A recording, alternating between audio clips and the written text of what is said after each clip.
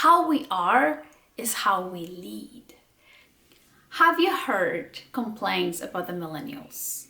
We all have heard negative phrases about how the millennials don't appreciate work, how the millennials don't show results like older generations have. I am a millennial, and I believe that millennials are here to change the way leadership has been. The millennials are here to teach leaders how to lead in a way that they are aiming and in a way that they're all focusing on a cause. Because millennials want to work and show results for things that truly matter, for things that have meaning in life. Now, you might be wondering, what are you talking about? How can we do that? How can that be possible? It is possible. There are 4 different areas you can work on in your work area with your team. The first one is called rumbling with vulnerability.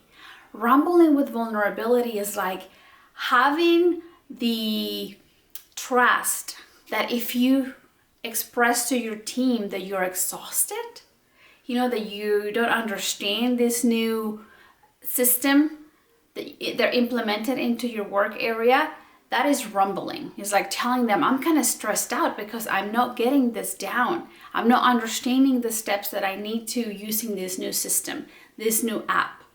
Rumbling is like expressing how you feel about the work environment. Rumbling is like sharing what you feel, but in order for you to understand more and in order for you and your team to grow.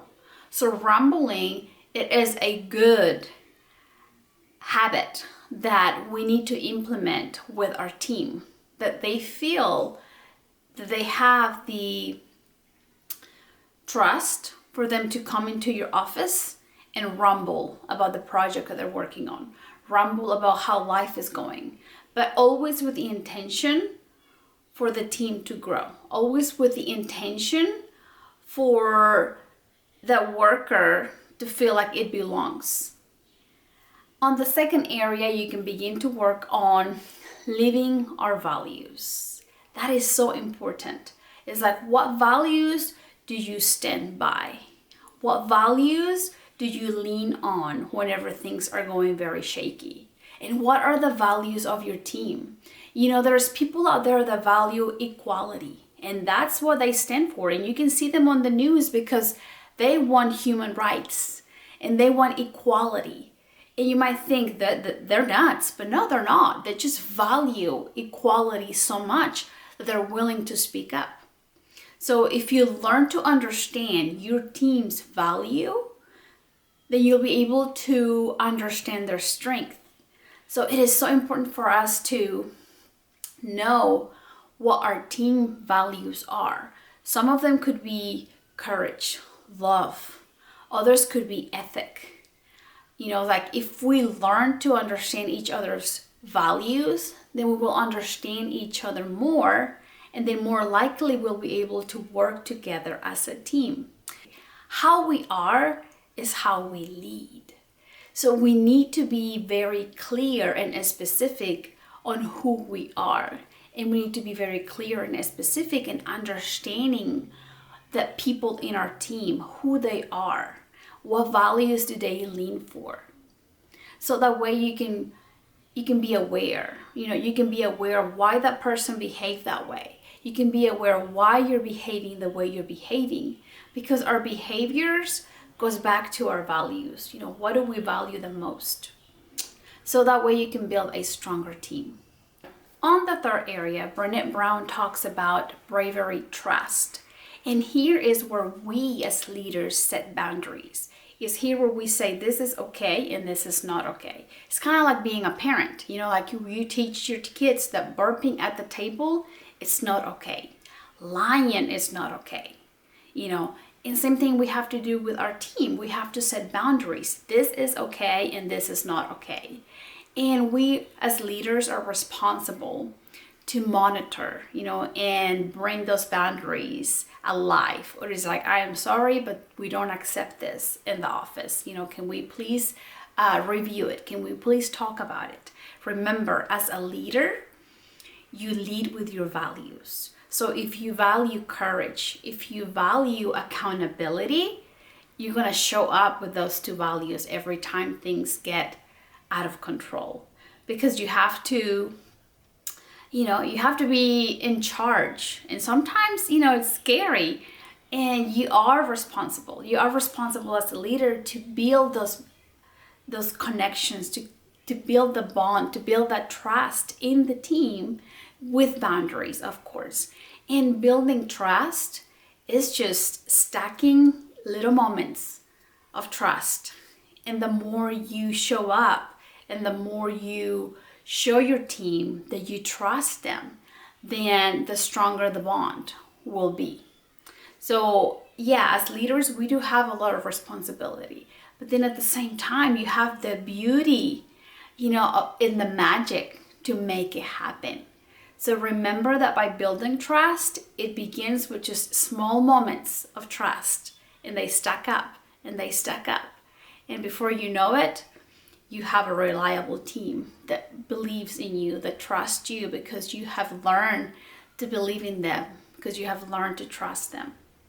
So braving trust, it's so important as well, because that's where that belonging happens.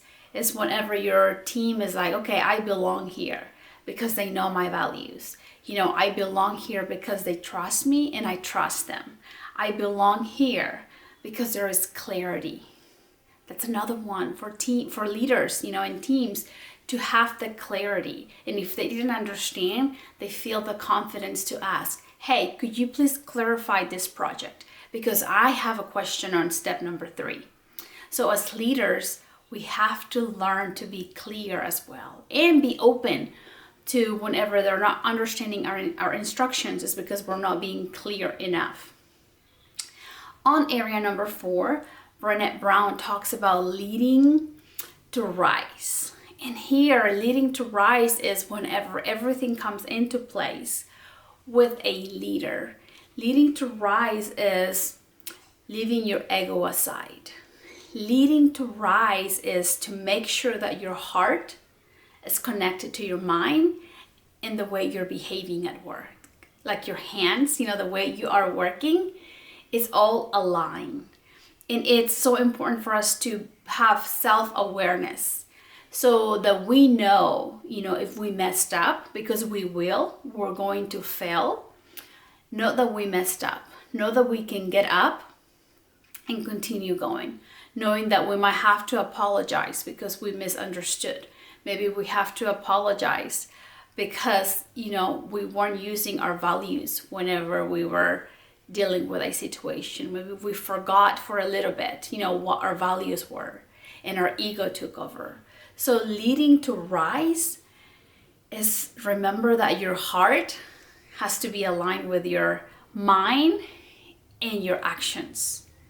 So leading is challenging, but it is beautiful because you learn to see people's potential, and then you can develop their potential. You can teach them to believe in themselves. And I think that's the beauty of a leader.